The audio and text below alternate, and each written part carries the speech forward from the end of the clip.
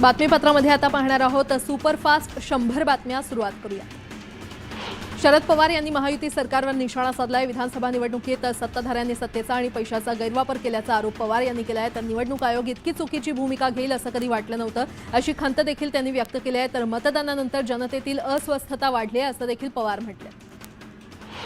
संजय राऊतांनी एकनाथ शिंदेंवर हल्लाबोल केला। एकनाथ शिंदे आता नरेंद्र मोदी आणि अमित शहांचे लाडके भाऊ राहिले नाहीत, त्यांचं मानसिक संतुलन बिघडलंय।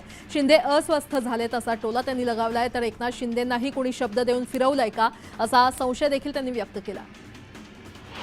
संजय राऊतांनी पुन्हा एकदा एकनाथ शिंदेंना डिवचलंय। मोठा निर्णय घ्यायला हिंमत लागते, ईडी सीबीआयला घाबरणारे कधीच मोठा निर्णय घेऊ शकत नाही असा टोला त्यांनी लगावलाय। राऊतांच्या टीकेचा संजय शिरसाट यांनी चांगला समाचार घेतलाय। आम्ही नाटकं करणारे नाहीत, मानसिक संतुलन कुणाचं बिघडलंय हे निकालानंतर कळालं असा टोला देखील त्यांनी लगावला। तर आम्ही नाराज असलो तरी उघडपणे आमची नाराजी जाहीर करू शकतो असंही शिरसाट म्हटले। संजय राऊत सध्या अस्वस्थ झालेत, ते जेव्हा स्वस्थ मानसिकतेत येतील तेव्हा संजय राऊतांचं ऐकू असा खोचक टोला बावनकुळे यांनी संजय राऊतांना लगावलाय। सीएम पदाचा निर्णय घेण्याचे सर्व अधिकार नरेंद्र मोदींसह अमित शहांकडे आहेत, मात्र आता भाजपला निर्णय घ्यायला एवढा वेळ का लागतो हे माहीत नाही असं वक्तव्य संजय शिरसाट यांनी केलंय। तर सत्ता सोडताना दिलदारपणा लागतो आणि तो एकनाथ शिंदेंमध्ये आहे, त्यामुळे ते कोणता वेगळा निर्णय घेतील असं समजू नका असंही शिरसाट म्हटलंय।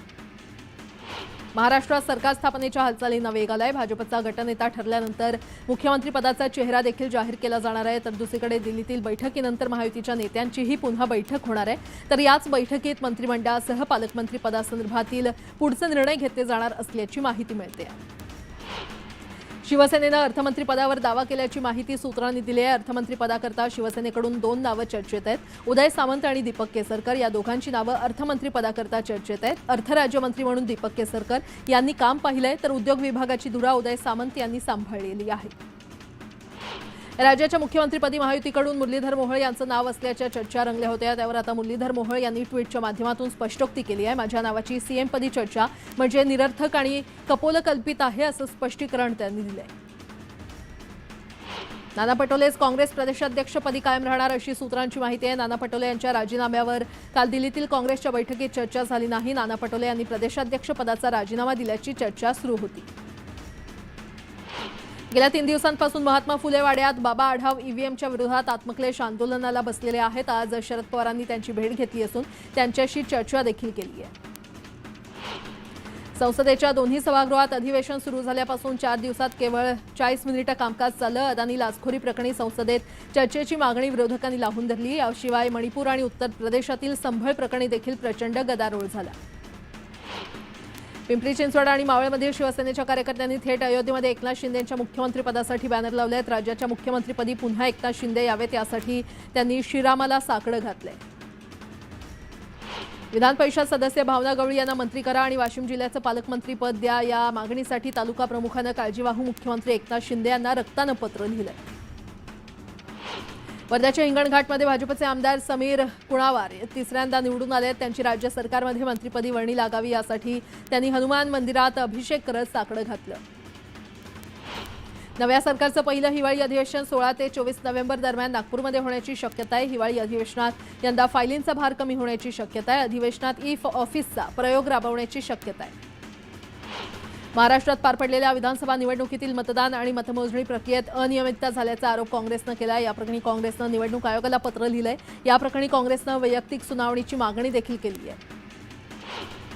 विधानसभा निवडणुकीच्या निकालात पराभव झालेल्या उमेदवारांनी येवला मालेगाव बाह्य मतदारसंघातील केंद्रांवर फेर मतमोजणीची मागणी केली आहे। त्यामुळे प्रत्येक एका केंद्रावर फेर मतमोजणी होणार आहे। बुलढाण्यात आणखी एका पर्यटन स्थळाची वाढ होणार आहे। अजिंठा पर्वत रांगेतील ज्ञानगंगा अभयारण्यामध्ये जंगल सफारीत बिबट्यासह अस्वल आणि इतर वन्य प्राण्यांचं दर्शन झालंय। यावेळी जंगल सफारीसह जलपर्यटनाचा आनंद देखील लुटण्यात येणार आहे। चाळीसगाव तालुक्यात रब्बीच्या 35% पेरा झाला असून 10 मध्यम प्रकल्पांसह गिरणा आणि मन्याड धरण देखील ओसंडून वाहिल्यानं शेतकऱ्यांचा उत्साह वाढलाय। वाशिम जिल्ह्यातील हिसई परिसरात मुख्यमंत्री सौर कृषी वाहिनी योजनेअंतर्गत 4 मेगावॅट क्षमतेचा पहिला सौर ऊर्जा प्रकल्प कार्यान्वित झालाय। या प्रकल्पामुळे 1200हून अधिक शेतकऱ्यांना अखंडित वीज मिळाल्यानं आनंदाचं वातावरण आहे।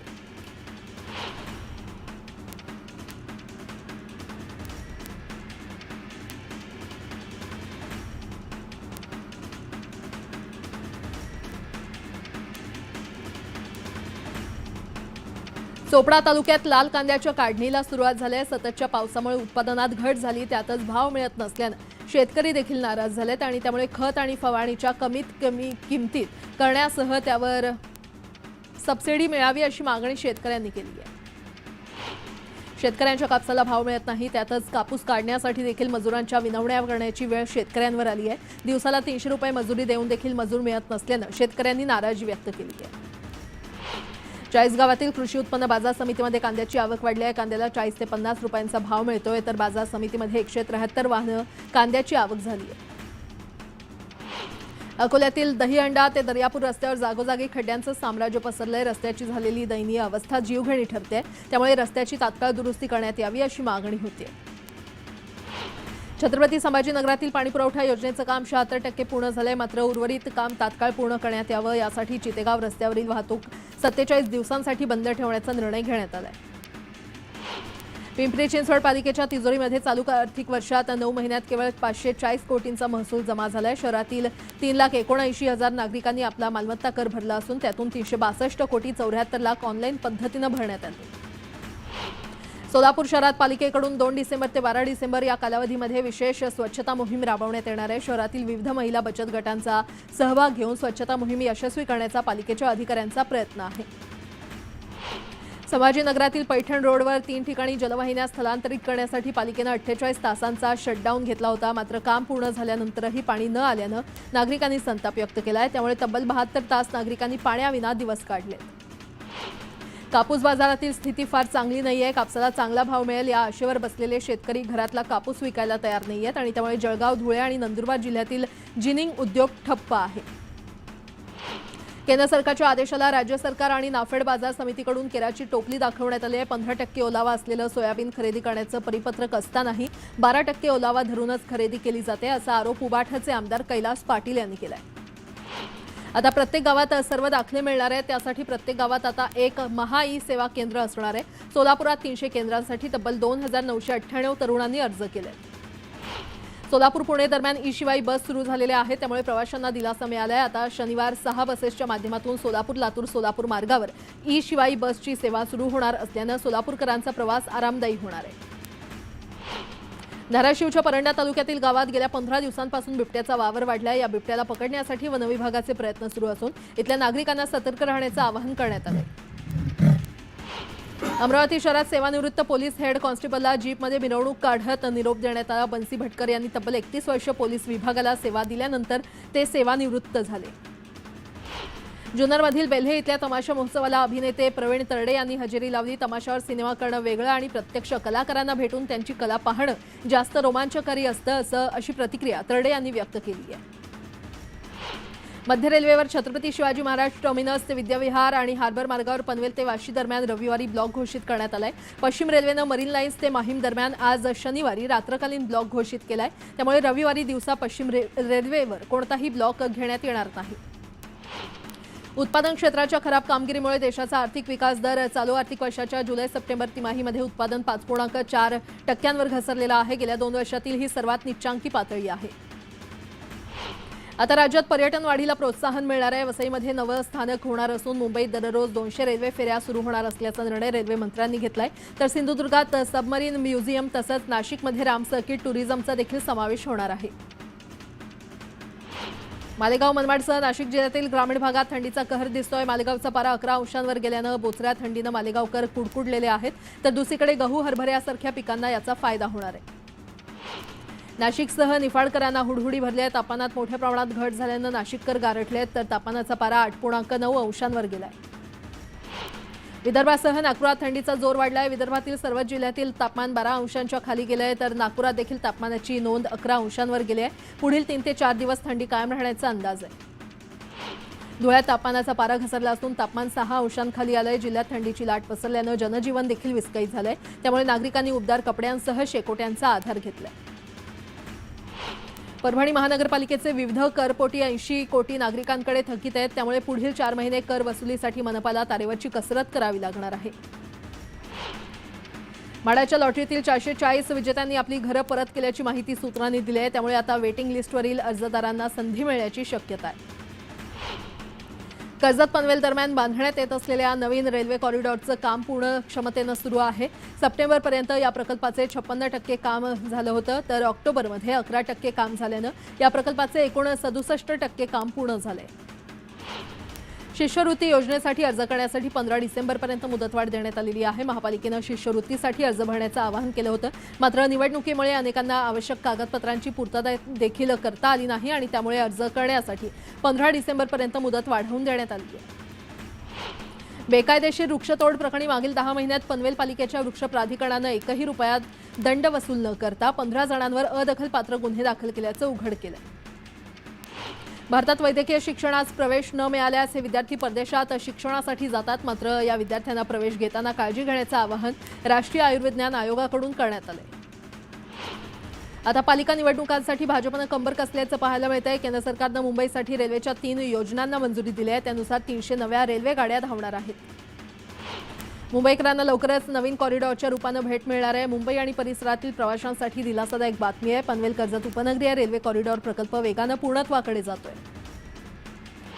मेट्रोच्या प्रवाशांच्या सुविधेसाठी मेट्रो थांब्यांना जोडणारी पीएमपीकडून मेट्रो फीडर सेवा सुरू करण्यात आली आहे। आता फीडर सेवेमध्ये वाढ करून पुणे आणि पिंपरी चिंचवड शहरात एकूण 16 मार्गांवर फीडर सेवा सुरू आहे। मागील महिन्याभरात पीएमपीएलला 42,65,000 रुपयांचं उत्पन्न प्राप्त झालंय।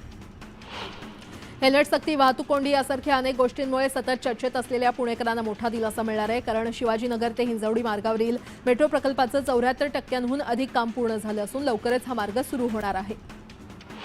मुंबईची महत्त्वाची जीवनवाहिनी असलेल्या बेस्ट उपक्रमाला पालिकेनं 5 वर्षात 8.5 कोटींची मदत केली, मात्र या वर्षात 2,812 कोटींची मागणी पालिकेकडे करण्यात आली आहे। नव्या बसच्या खरेदीसाठी हा निधी वापरला जाणार आहे। बेस्टनं पुढील वर्षी स्वतःच्या मालकीच्या 3,800 इलेक्ट्रिक बस घेण्याचा निर्णय घेतला आहे। यात 1200 डबल डेकर आणि 2,650 एक मजली बसचा समावेश आहे। येत्या वर्षात बेस्ट उपक्रमाकडून आणखी 1200 डबल डेकर ई बस घेण्यात येणार आहेत। यंदाच्या अर्थसंकल्पात याची तरतूद करण्यात आली आहे। बेस्टचा सध्याचा ताफा कमी झाल्यानं त्यात वाढ करण्याचा निर्णय घेण्यात आला आहे। गेल्या काही वर्षांपासून बेस्ट उपक्रमाची सेवा आर्थिक कोंडी आणि ढिसाळ नियोजनामध्ये अडकलेली आहे, त्यामुळे या आर्थिक गणित सुधारण्यासाठी तिकीट दरात वाढ करण्याची शक्यता होती, मात्र नवीन वर्षात तिकीट दरवाढ न करण्याचा निर्णय घेण्यात आला आहे। सीएनजीच्या दरात प्रति किलो 2 रुपयांची वाढ झाल्यानं मुंबई महानगरातील रिक्षा चालकांनी 3 रुपयांच्या भाडेवाढीची मागणी केली आहे, त्यामुळे येत्या काही दिवसात मुंबईकरांचा रिक्षा प्रवास महागणार आहे। पीएमपीच्या चालक आणि वाहकांबद्दलच्या तक्रारींमध्ये वाढ झाली आहे। बस चालवताना नियमांचं सर्रासपणे उल्लंघन होत असल्याचं पीएमपी प्रशासनाच्या लक्षात आलंय आणि त्यामुळे आता नियम मोडणाऱ्या चालक आणि वाहकांवर कारवाईचा बडगा उगारण्यात येणार आहे। खारघर आणि सीवूड सारख्या उपनगरात सिडकोनं उभारलेल्या जवळपास 706 घरांसाठी 10 वर्षांनंतर नव्यानं ग्राहकांचा शोध सुरू करण्यात आलाय। या प्रकरणी घरांच्या किमती कमी करण्याचा प्रस्ताव सिडकोकडून ठेवण्यात आलाय। मुंबईतील केईएम रुग्णालयामध्ये अत्याधुनिक पेन मॅनेजमेंट ओटी सुरू करण्यात आलेली आहे। नुकतंच या ओटीचं उद्घाटन करण्यात आलं। या ओटीमध्ये शस्त्रक्रिया होणार नसून वेदना होणाऱ्या ठिकाणी इंजेक्शन देण्यात येणार आहे। मुंबईतील प्रदूषण पातळीमध्ये चिंताजनक वाढ झाली आहे। या प्रदूषणाचा मुंबईकरांच्या आरोग्यावर परिणाम होऊ लागलाय। त्यांना प्रदूषणामुळे न्यूमोनिया आणि दम्याचा धोका वाढू लागलाय, त्यामुळे डॉक्टरांनी मुंबईकरांना सावधगिरीचा इशारा दिलाय। राज्यात इन्फ्लुएन्झा आजाराच्या झपाट्यानं प्रसार होतोय आणि जानेवारी ते नोव्हेंबर या 11 महिन्यांच्या कालावधीमध्ये इन्फ्लुएन्झानं तब्बल 68 जणांचा बळी घेतलाय, तर 11 महिन्यात 2,335 जणांना इन्फ्लुएन्झाची बाधा झाल्याचं समोर आलं। ऐतिहासिक बाणगंगा तलावाच्या जीर्णोद्धाराच्या कामाला वेग आलाय। या प्रकल्पासाठी नियुक्त केलेले आधीच्या टेंडर रद्द केल्यानं आता 3 निविदा मागवण्यात आल्या आहेत। तलावातील गाळ काढण्यासाठी तज्ञ संस्थेची नेमणूक करण्यात येणार आहे। तलावांचं शहर अशी ओळख असलेल्या ठाणे शहरात तलावांचं अस्तित्व धोक्यात आलंय। निर्माल्य आणि झाडाचा पालापाचोळा यामुळे तलावांची कचराकुंडी झाली आहे, त्यामुळे तलावाच्या सफाई करण्यात येणार आहे आणि या तलावांची सफाई रोबोटद्वारे केली जाणार आहे। सागरी पर्यटन आणि प्रवाशांच्या दृष्टीनं महत्त्वाची असलेली मोराभाऊचा धक्का लॉन्च सेवा गाळात रुतलेली आहे। 2 वर्षांपासून बंदरातील गाळच काढला नसल्याची माहिती समोर आली आहे। 2022 मध्ये 4 कोटी खर्च करून गाळ काढण्यात आला होता। पिंपरी चिंचवड शहरातील भोसरी एमआयडीसी परिसरातील भारती बॉक्स मॅन्युफॅक्चरिंग कंपनीला भीषण आग लागली होती। या आगीवर नियंत्रण मिळवण्यासाठी तब्बल 13 वाहनांची मदत घ्यावी लागली। यात लाखोंचं नुकसान झालंय। जुन्नर तालुक्यातील जुन्नर ओतूर मार्गावर एका दुचाकीला अज्ञात वाहनाची धडक बसली आहे, त्यामुळे 3 बांधकाम मजुरांचा मृत्यू झाला। या प्रकरणी पोलिसांकडून तपास सुरू आहे। जुन्नर तालुक्यातील डिंगोरे इथे कठडे नसलेल्या एका जुन्या विहिरीमध्ये एक सांबर पडलं होतं। ग्रामस्थांच्या मदतीने वनविभागाच्या कर्मचाऱ्यांनी अथक प्रयत्न करत या सांबराला विहिरीतून बाहेर काढलं। महाराष्ट्र राज्य मार्ग परिवहन महामंडळात सर्वाधिक अपघातांचं प्रमाण शिवशाही बसेसचं असल्याचं समोर आलेलं आहे। एसटी महामंडळाच्या बसेसच्या अपघातांचं प्रमाण 0.17% इतकं आहे। परळीमध्ये डॉक्टरने एका तरुणीवर अत्याचार केल्याप्रकरणी संपूर्ण परळी शहरात कडकडीत बंद ठेवण्यात आलाय। तात्काळ आरोपीला अटक करण्यात यावी अशी मागणी करण्यात येते। पाचोरा तालुक्यातील तहसील कार्यालयामध्ये जन्म नोंदीमध्ये फेरफार करणाऱ्या दोघांविरोधात पाचोरा पोलिसात गुन्ह्याची नोंद करण्यात आली आहे। लिव्ह इन रिलेशनशिपमध्ये राहणाऱ्या एका तरुणीची तिच्या प्रियकरानं हत्या केली आहे। त्याला साथ देणाऱ्या त्याच्या पत्नी आणि मेहुण्याला पोलिसांनी बेड्या ठोकल्या। संभाजीनगर शहरातील कचरा संकलनाचं काम हैदराबाद इथल्या रेड्डी कंपनीला देण्यात आलं होतं। हे कचरा संकलन करण्यात अपयशी ठरलेल्या कंपनीला 29 लाखांचा दंड पालिकेनं ठोठावलाय। नागपूर महानगरपालिकेत वर्षभरात अनेक तक्रारींचा पाऊस पडलाय। वर्षभरात पालिकेला 26,111 तक्रारी विविध माध्यमातून प्राप्त झाल्या। जळगाव जिल्ह्यातील बोदवड तालुक्यातील लोणवाडी इथे अज्ञाताकडून शेतातील विहिरीतील मोटार पंप चोरीला गेलेला आहे। त्यामुळे शेतकऱ्याचं 15 ते 20 हजारांचं नुकसान झालंय। गाड्यांचे खासगी मोबाईलमधून फोटो काढणं वाहतूक पोलिसांना महागात पडणार आहे। त्यामुळे यापुढे वाहन चालकांवर कारवाई करताना वाहतूक पोलिसांना ई-चलन मशीनचाच वापर करावा लागणार आहे। या आदेशाचं उल्लंघन करणाऱ्या पोलिसांवर कारवाई करण्यात येणार आहे। रेशनिंग कार्ड देताना पुरवठा अधिकाऱ्यानं ऑनलाईन लाच घेतली। हे प्रकरण मिटवण्यासाठी खेडच्या तहसीलदार ज्योती देवरे यांच्याकडे 10 लाखांची खंडणी मागण्यात आली। या प्रकरणी तहसीलदार देवरेंनी पोलिसात तक्रार करत कायदेशीर कारवाईची मागणी केली। नवी मुंबईतील उरणमधील नावा गावात पाण्याच्या वादातून एका तरुणीला बेदम मारहाण करण्यात आली। या प्रकरणी 8 जणांविरोधात गुन्हा दाखल करण्यात आला। बदलापूर पोलीस ठाण्याच्या आवारात एका कुटुंबाला धक्काबुक्की करत काही लोकांनी मारहाण केल्याचा आरोप होतोय। सोसायटीतल्या वादातून ही मारहाण झाल्याचा आरोप आहे। या प्रकरणी फिर्यादीनं पोलिसांवरच आरोप केलाय। बीड जिल्ह्यातील परळीमध्ये डॉक्टरांना तरुण मुलीची छेड काढली असा आरोप करत नागरिकांनी पोलीस स्टेशनमध्ये गुन्हा दाखल करून घेण्यासाठी ठिय्या आंदोलन केलं। या प्रकरणी डॉक्टर विरोधात विनयभंगाचा गुन्हा दाखल करण्यात आलाय। हरियाणा एसटीएफ आणि चंदीगड पोलिसांनी एक संयुक्त ऑपरेशन राबवत 2 गुंडांच्या मुसक्या आवळल्या। हे दोघंही काला जेठडी आणि गोडीब्रार टोळीशी संबंधित गुंड आहेत। छत्तीसगडच्या विजापूरमधून 13 नक्षलवाद्यांना अटक करण्यात आलेली आहे। सुरक्षा दलानं ही मोठी कारवाई केली। अद्यापही परिसरात जवानांकडून सर्च ऑपरेशन राबवलं जात आहे। पंजाबच्या तरनतारमध्ये बॉर्डरजवळ बीएसएफच्या जवानांकडून 2 पाकिस्तानी ड्रोन उद्ध्वस्त करण्यात आले आहेत। या ड्रोनमध्ये ड्रग्ज आढळलं होतं।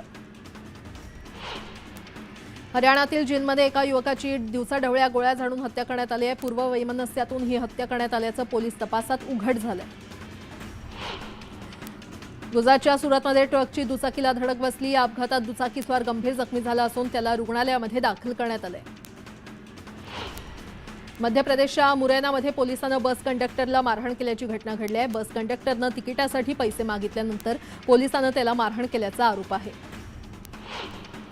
यूपीतील आंबेडकर नगरमध्ये एका व्यावसायिकाला पोलिसांनी धमकावल्याचा व्हिडिओ व्हायरल होतोय। या प्रकरणी पीडित व्यावसायिकानं न्यायासाठी पोलीस महानिरीक्षक आणि पोलीस अधीक्षकांकडे तक्रार केली आहे। यूपीतल्या हाथरसमध्ये कैद्यांनी भरलेलं वाहन मध्यंतरी बंद पडलं होतं। त्यामुळे शेवटी वाहन ढकलून न्यायालयामध्ये नेण्याची वेळ खरं तर पोलिसांवर आली।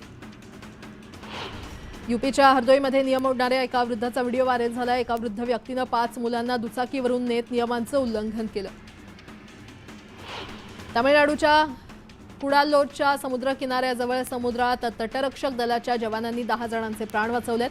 खराब हवामानामुळे 6 मच्छीमारांसह 10 जण समुद्राच्या मध्यभागी अडकले होते। गुजरातमधील अहमदाबादमध्ये बनावट डॉलर छापणाऱ्या टोळीचा पर्दाफाश करण्यात आलाय। पोलिसांनी या प्रकरणी दोघांना मशीनसह पकडले। बिहार सरकारचे मंत्री जनकराम यांच्या शासकीय निवासस्थानी कोबरा आढळल्यानं खळबळ उडाली होती। 2 दिवसांनी मोठ्या प्रयत्नानं या कोबऱ्याला पकडण्यात यश आलंय। यूपीच्या लखनौमध्ये शिया समुदायाकडून पाकिस्तान विरोधात निदर्शनं करण्यात आली। पाकिस्तानमध्ये शिया समुदायाच्या लोकांच्या झालेल्या हत्येचा निषेध यावेळी करण्यात आला। बांगलादेशातील ढाका इथे इस्कॉनवर बंदी घालण्याची मागणी करण्यात येते। हेफाजत ए इस्लामनं इस्कॉनचा निषेध केलाय। इस्रायलनं लेबनॉनवर पुन्हा एकदा हवाई हल्ला केला। हिजबुल्लाच्या तळांवर रॉकेट लॉन्चरच्या सहाय्यानं हा हल्ला करण्यात आलाय। सिरियामध्ये गृहयुद्धाचा भडका उडालाय। बंडखोरांनी सिरियातील दुसरं मोठं शहर अलेप्पो इथल्या आपल्या ताब्यात घेतलेला आहे। या बंडखोरांना इराणचा पाठिंबा असल्याची चर्चा आहे। अमेरिकेच्या न्यूयॉर्कमध्ये जोरदार बर्फवृष्टी झाली. थँक्सगिव्हिंगच्या दिवशी पाऊस पडल्यानंतर तापमानात मोठी घट झाली होती. या बर्फवृष्टीमुळे शहराच्या काही भागात 5 फुटापर्यंत बर्फ जमा झालं होतं. कॅनडाच्या ओंटारिया भागात जोरदार बर्फवृष्टी झाली. या बर्फवृष्टीनंतर प्रशासनानं नागरिकांना इशारा जाहीर केलाय. कॅनडाच्या काही भागात जोरदार बर्फवृष्टी होण्याची शक्यता असून नागरिकांनी काळजी घ्यावी असं आवाहन प्रशासनानं केलंय. थँक्सगिव्हिंगच्या दिवशी अमेरिकेच्या वर्मॉन्ट भागात जोरदार बर्फवृष्टी झाली. आर्टिक भागात झालेल्या बर्फवृष्टीमुळे तापमानात मोठी घट झाली आहे. उत्तर अरिझोना, पेन्सिल्व्हेनिया आणि न्यूयॉर्क भागात बर्फवृष्टी वाढण्याची शक्यता आहे. अमेरिकेच्या अनेक भागात जोरदार बर्फवृष्टी होते. आर्टिक परिसरात झालेल्या हिमवादळामुळे अमेरिकेच्या अनेक राज्यांमध्ये बर्फवृष्टी होते. अरिझोना, पेन्सिल्व्हेनिया आणि इतर राज्यांना हवामान खात्यानं इशारा जाहीर केलाय. अमेरिकेतल्या बर्फवृष्टीचा परिणाम इथल्या रस्ते आणि रेल्वे वाहतुकीवर झालाय. न्यू हॅम्पशायर इथलं जनजीवन या बर्फवृष्टीमुळे कोलमडून गेलंय आणि त्याची तीव्रता आणखी वाढण्याची शक्यता आहे. 1943 पासून अमेरिकेच्या केंटुकी, वर्जिनिया, टेनेसी या परिसरात सॅन्टा ट्रेन धावते आणि या ट्रेनचं 82वं वर्ष आहे. या ट्रेनचं मोठ्या उत्साहात स्वागत परिसरातल्या नागरिकांकडून केलं जातं. या सांता ट्रेनमधून भेटवस्तू आणि इतर गोष्टींचं वाटप मुलांना करण्यात येतं. अमेरिकेचे अध्यक्ष जो बायडन मॅसेच्युसेट्सच्या नॅनटकेटमध्ये वार्षिक क्रिसमस ट्री लाइटिंग समारंभात सहभागी झाले होते. बायडन आणि त्यांचं कुटुंब डाऊनटाऊन नॅनटकेटमध्ये खरेदीसाठी आलं होतं. यावेळी क्रिसमस गाणी गाण्यात आली.